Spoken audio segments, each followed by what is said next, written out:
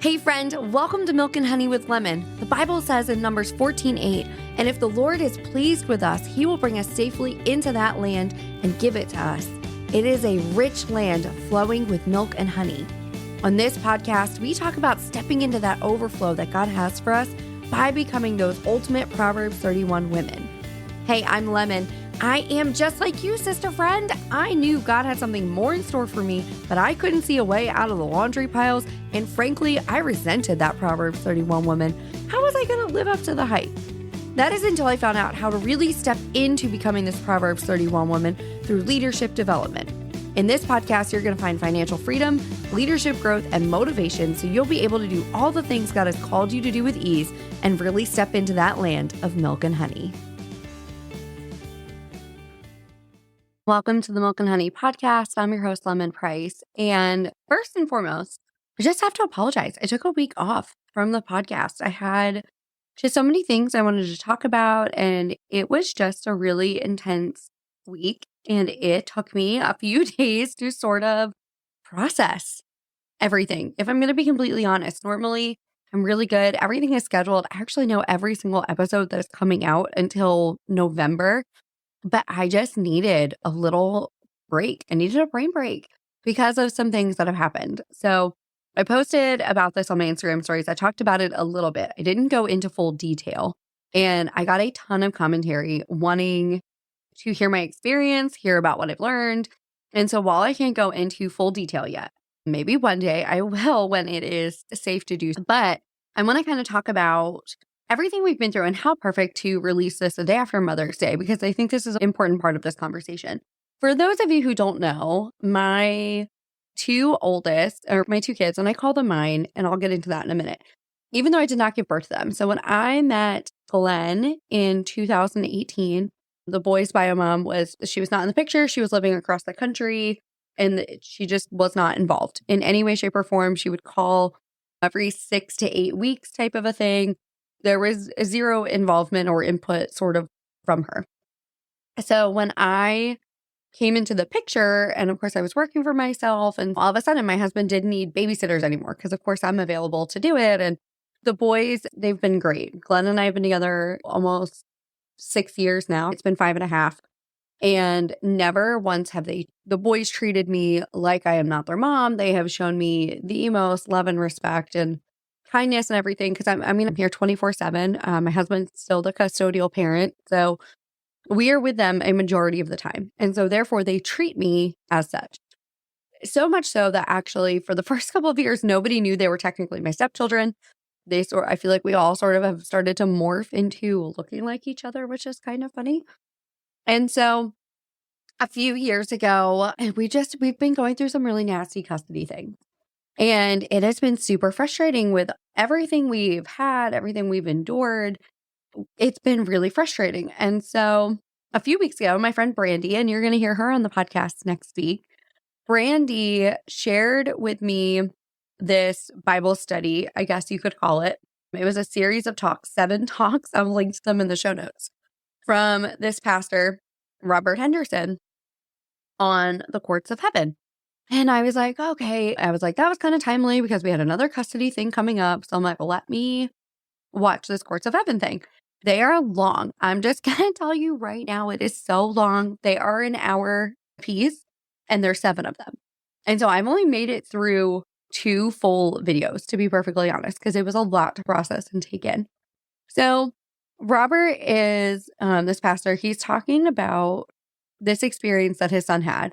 And his son went through a divorce. He was in ministry. He went through a divorce and fell into a depression, and things just were not working out for him. And so this pastor had been praying for his son for 2 years. 2 years, no movement, no change. He's still depressed. He's still wrestling with things. And then he's presented with this idea on the Courts of Heaven, and he references Daniel 7, and Daniel talks about basically being in this court, right? He talks about being in court and the book being open and God basically acting as judge. And I was like, that makes sense, right? Because you can approach God as Father, you can approach him as friend, and he also is a judge. He judges all things righteously. And so while I don't think that necessarily the courts of heaven look like the American court system or anything like that, but I do fully believe that when you enter into agreement with, demons, I guess, basically, with Satan, then there are these strongholds that they can have on you. And anyway, it's a crazy story.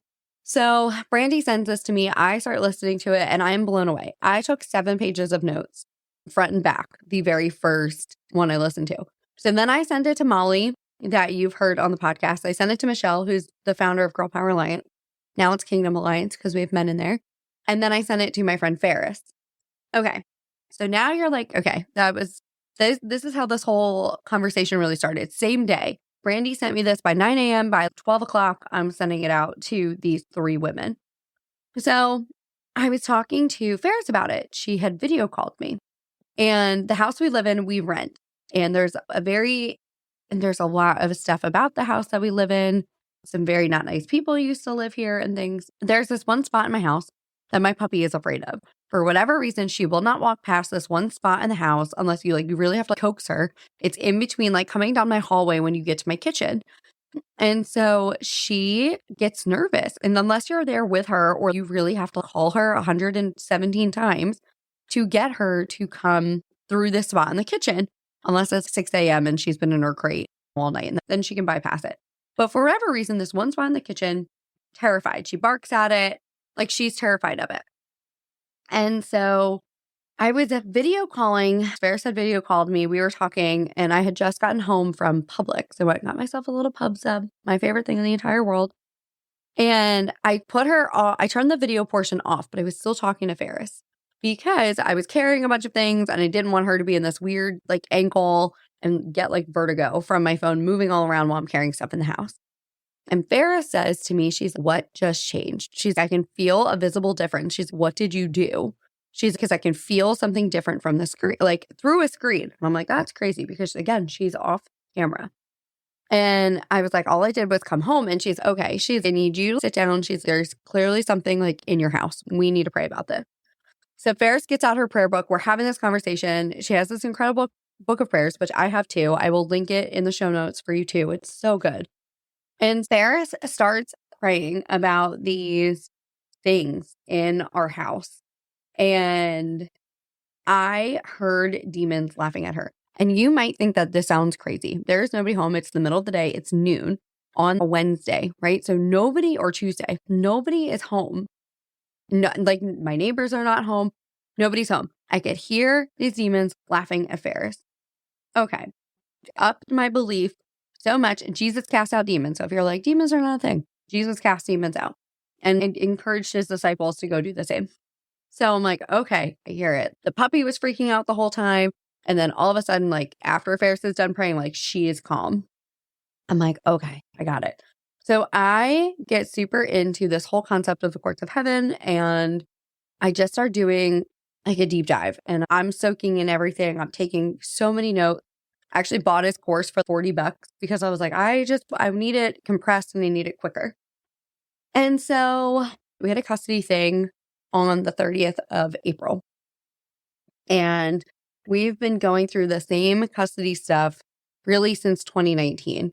There's a whole lot of backstory. And like I said, one day maybe I will be able to, I'll share the whole backstory. But for 4.5-ish years, we have been in the exact same courtroom, the exact same judge, everything has been exactly the same. And we get there on the 30th, and it's we live in a small town. So I know the sheriff who works there and stuff because I've done jury duty and all those kind of things. So I know the sheriff really well. They actually gave the boys a tour of the whole courthouse too one time when I was there dropping off papers for jury duty. So they got to sit in the judge's seat and all those kind of fun things. So we know them really well. So I walked in and I said, hey, Mr. Roy, where is such and such today? Where's Judge? And he said, oh, he's in this courtroom. And I was like, that's so weird. Glenn and I looked at each other we have never been in this courtroom before. Now, I've been in there before. That's where I had jury duty. And so I knew the layout of this room. That's where the kids have played judge and they think it's so fun. And they've been in the security room and stuff. They actually really love the courthouse. They think it's so fascinating how the courthouse works. So I'm like, I know this courtroom is laid out exactly the exact opposite layout. And so I'm like, that's weird. But even it has more windows. It's brighter. Like it looks like a completely different setup. The judge sits on a different side. The jury box is on it. Like everything is the exact opposite. And then they have extra things. Like they have a giant podium instead of a small podium. Like it all looks very different. And so I spent 30 minutes the night before just praying about this and really just like taking this to the Lord, getting rid of anything that I felt like was a stronghold over a life or anything like that. Of course, we go in, everything is the exact opposite. And something that we've been praying for 3 years happened in literally 20 minutes. It was such a good outcome. And I was like, my gosh, there really is something to this, because here's this thing that we have been fervently praying for. And because I prayed differently, I listened to the study, I prayed, and I haven't finished the whole thing. So if you get into it and there's something wonky theologically, you just let me know. But something I've been praying for 3 years happened in 20 minutes, and everything was different. Literally, the entire countenance of the room was different. The layout of the room was different. Everything was different. We sat on opposite sides. Like we have sat in the same side of the courtroom and everything, and they're on the same wall. So it's not like you would have thought we would have sat on the exact same sides where we're used to sitting, but we sat on the opposite. Everything was different. It was like the complete switch had been flipped, and I can only attest it to this court of heaven stuff that I've been learning. And so now I have his books, taking his course, and just really diving in and trying to see where there's strongholds on things. Maybe there's a stronghold on your business because maybe you've dabbled with New Age and now there is this thing attached to you from the New Age. Maybe there's a sin you haven't repented for yet. And so the enemy is, hey, I still have a stronghold of this. I think about Job. Job really hadn't done anything, right? And Satan went to God and was like, all right, can I like test him? Can I see where he's at? He had to ask permission to go and disrupt his life because he wasn't allowed to without God's permission. And so then when we commit things, when we dabble with New Age, when we have sex outside of marriage, when we do all of these things that God says we should not do and should not touch, we are entering into an agreement with demons, right? We're entering into an agreement with Satan. And do I believe 100% Jesus covers all of it? But I also know that we need to repent for the things that we've done. And so I want to encourage you guys to just do a deeper dive on this. I wish I could go into the full details of what has happened for us, but I just know that something truly incredible is coming. We're on the verge of something incredible. And I just want to encourage you to go check this out, even if it sounds crazy, because I thought it sounded crazy too until I saw different results. Something literally we've been praying for years. We got in 20 minutes. And I don't think that would have happened if I hadn't repented of some of these things and approached God as a judge, as opposed to my father and my friend. I approached him like a judge. And some of the things that the courts of heaven talks about is remind God of what he says. Remind him of the promises he's made in his scripture. Remind him of those things and kind of ask him to pass judgment on anything that goes against that. And so that's what I did. And we had a radically different outcome. So I hope that's helpful. I know some of you guys asked about it on Instagram. There's a couple of you that had DM'd me and asked me to talk about this. And I just want to encourage you to go and look into this. I linked in the show notes the prayer book that I have, the Courts of Heaven playlist, and the course that I've taken. It's $40 or some $49, something like that. I want to encourage you to get it because it has been so good for me and my family and just how I feel and how I relate to the Lord right now. So I just want to encourage that with you guys. So I hope you have a blessed Monday, my friend, and I will talk to you later. Bye. Hey friend, what a joy it has been to share today's journey with you.